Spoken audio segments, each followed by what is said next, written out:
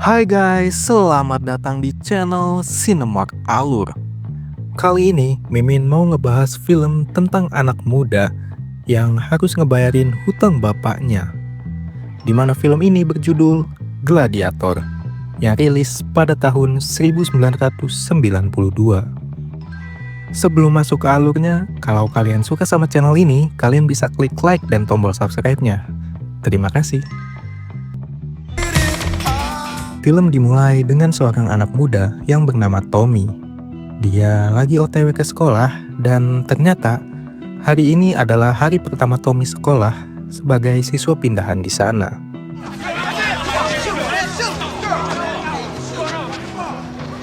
It's a black game, Holmes. I don't want your whiteness shoving through my hoop. Waktu lagi asik duduk di kelas, Tommy tiba-tiba didatengin sama anak-anak rese yang coba ngusir Tommy dari tempat duduknya. You in my seat now. Is this seat taken? Get out of my seat, Snowface. I don't think that I can do that. Wow. Singkatnya, di jam istirahat, Tommy yang abis makan memilih untuk nyantai sambil ngisep udut samsu. Baru juga bakar rokok, si Tommy ini tiba-tiba didatengin sama gerombolan anak-anak problematik. Tapi Tommy di sini nggak peduli dan terlihat bodoh amat sama mereka. Karena dirasa sok keren, ketua anak-anak itu coba ngajak gelut si Tommy. Yang beruntungnya, tiba-tiba ada satu geng lain yang ngedistract perhatian mereka semua. Hey, here you go, man. I owe you, Lincoln. I owe you what you did to Jerome. Anytime, nigga. Ngedengar adanya keributan, para guru di sana segera membubarkan mereka semua.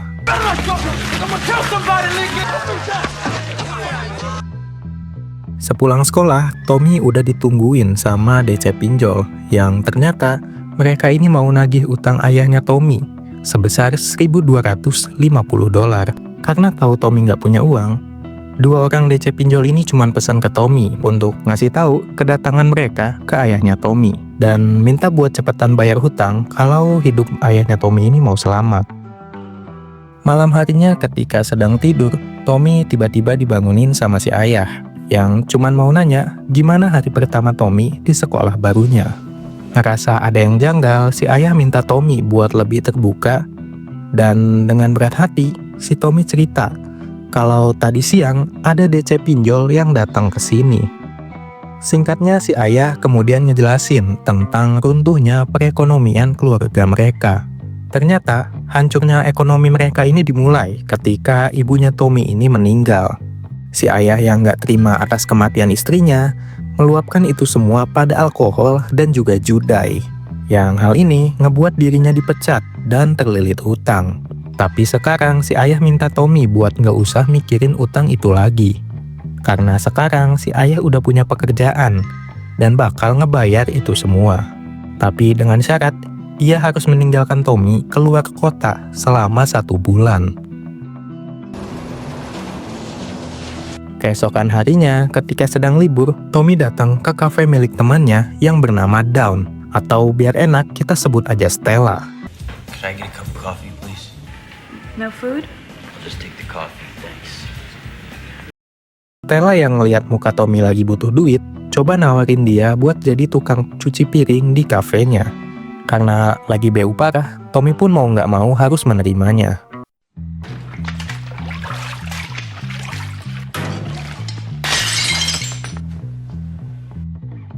Pada malam harinya, kita diperlihatkan geng anak-anak problematik yang tadi ngeganggu Tommy sekarang lagi ada di cafe Stella. Dan tiba-tiba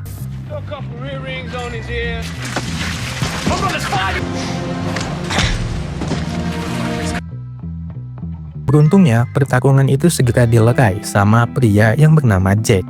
Usut punya usut, Jack ternyata adalah seorang pencari bakat yang mencari setiap bakat petinju untuk dijadikan petinju bawah tanah. Jack di sini terkesan dengan cara bertarung Tommy dan mencoba buat ngontrak Tommy dengan bayaran $750 per pertandingan. Dengan dingin, Tommy meminta bayarannya menjadi $1.250 atau tidak sama sekali. Mau nggak mau, Jack pun harus menyetujuinya dan meminta Tommy buat datang ke tempatnya esok malam.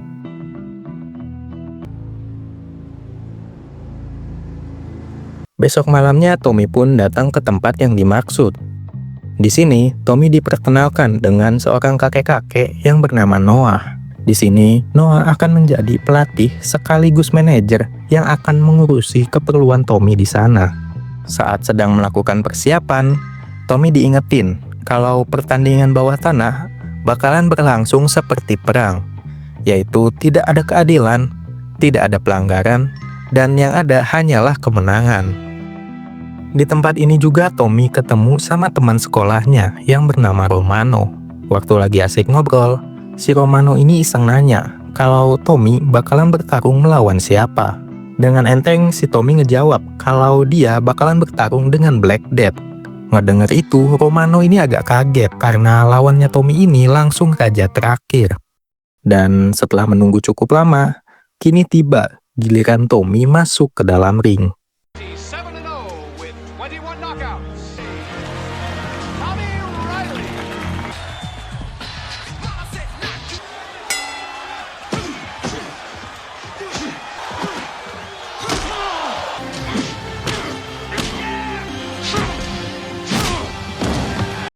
Setelah berhasil melakukan pukulan TKO, Tommy pun memenangkan pertandingannya. Di sini, seluruh investor, penjudai, dan juga penonton dibuat nggak percaya sama kemenangan itu.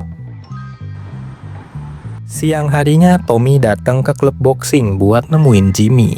Jimmy ini adalah bos dari Jack, dan Jimmy jugalah yang bikin Tommy bisa bertarung tadi malam. Di sini, Jimmy berniat buat minta Tommy jadi fighternya. Tapi karena Tommy nggak peduli sama begituan, si Tommy ini nolak dan cuman ngambil uang $1.250-nya. Setelah pulang sekolah, Tommy nggak sengaja ketemu sama si Stella. Di sini, Stella agak sedikit kecewa karena Tommy malah terjerumus ke boxing ilegal itu. Gak lama dari itu, Jack yang entah datang dari mana, tiba-tiba ngajak Tommy buat kembali menemui Jimmy. Why would a person wash dishes when they can make all that money boxing? I'm not boxing anymore. It was a one-shot deal. I can't figure you out. Bill.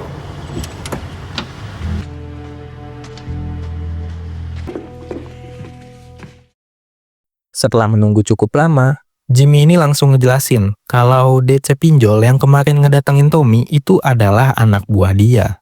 Jimmy kemudian nambahin kalau baru-baru ini ayahnya Tommy minjem uang dan nambahin total hutangnya menjadi $15.000. Bangsat nih bapak, katanya mau kerja. Karena kesian, Jimmy kemudian nawarin pelunasan apabila Tommy mau jadi fighternya dalam beberapa match. Malam harinya, Tommy balik lagi ke boxing ilegal sambil nonton pertandingan Abraham. Di sana, Tommy ngelihat Abraham yang kewalahan karena beberapa kali lawannya ini main curang. Beruntungnya posisi kemudian berbalik dan Abraham berhasil memenangkan pertandingannya.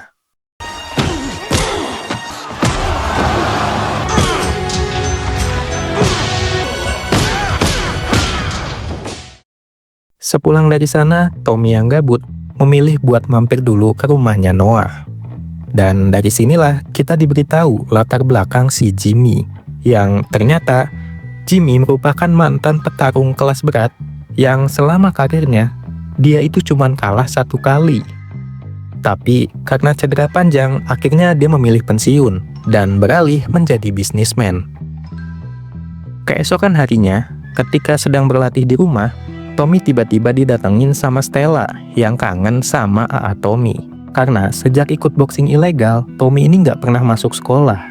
Mau nggak mau, si Tommy ini pun ngejelasin kalau ikut boxing ilegal bukanlah keinginannya, tapi karena itu adalah satu-satunya cara instan buat ngelunasin utang ayahnya.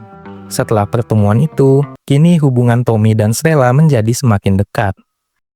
People are asking, you're not at school or Millie's. I gotta fight. You told me you weren't fighting anymore.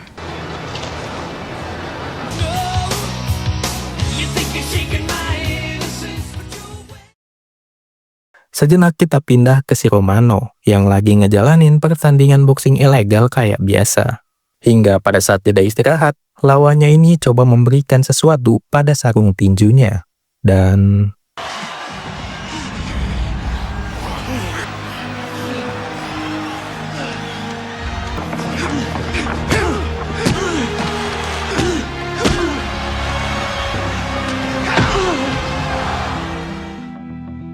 mengetahui temannya masuk rumah sakit, Tommy pun langsung pergi buat ngejenguknya.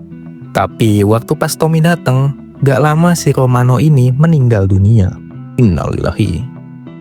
Singkatnya, Tommy kini akan bertanding melawan pembunuh Romano. Balas dendam jelas jadi tujuan utama Tommy di sini.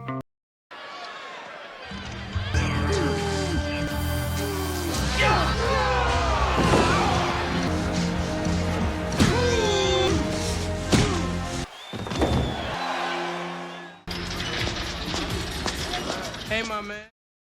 Seusai pertandingan, Tommy didatengin oleh Abraham beserta istri dan juga anaknya. Di sini, Abraham berniat untuk mengantarkan Tommy pulang ke rumahnya. Dan waktu sampai depan rumah, Tommy ngeliat ada Stella yang udah nunggu di depan pintu. Saat sedang latihan, seperti biasa, Abraham tiba-tiba terjatuh. Dan setelah diperiksa, dokter di sana mendiagnosis kalau Abraham baik-baik saja. Tapi dia perlu istirahat dari dunia boxing selama 2 bulan. Atau kalau tidak, dia akan mengalami kelumpuhan otak.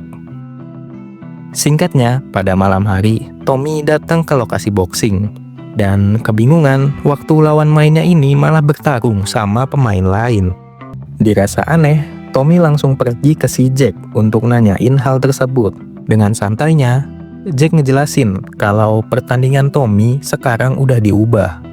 Dan Tommy sekarang harus ngelawan temennya, yaitu Abraham.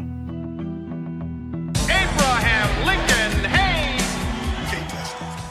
Singkatnya, pertandingan itu pun akhirnya digelar. Di sini kita diperlihatkan Stella yang hadir di kursi penonton. Selama pertandingan, Tommy nggak begitu senang ngelakuin hal ini. Dia terus bertahan dan tidak melayangkan pukulan berbahaya sama sekali.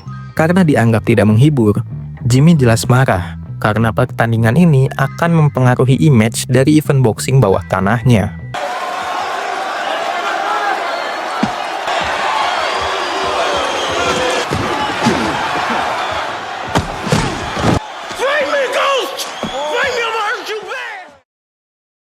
Dan setelah jeda istirahat, Tommy yang muak langsung ngomong ke Abraham kalau siapapun yang mati pada pertandingan ini, yang menang tetaplah Jimmy.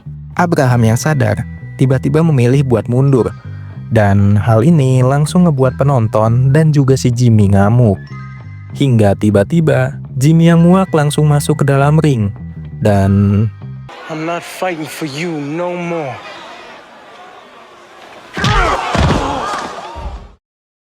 Gak terima temennya diperlakuin kayak gitu, Tommy langsung ngajak si Jimmy buat duel sekarang juga. Dirasa nantangin, si Jimmy ini langsung setuju. Sesuai dengan permintaan Jimmy, pada pertarungan ini mereka akan bertarung tanpa menggunakan sarung tinju. Ain't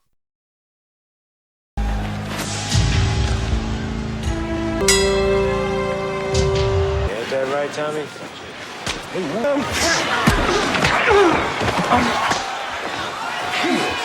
Di sini awalnya si Tommy ini diayam-ayamin, sampai akhirnya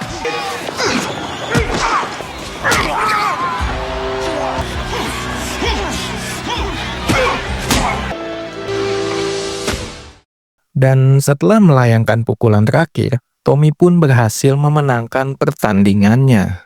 Dan film pun berakhir dengan Tommy yang pulang bersama Stella. Tamat. Gimana menurut kalian tentang film yang satu ini? Film ini ngingetin kita buat jangan pernah pinjol sama judi, karena itu adalah kombo maut dari hidup ini.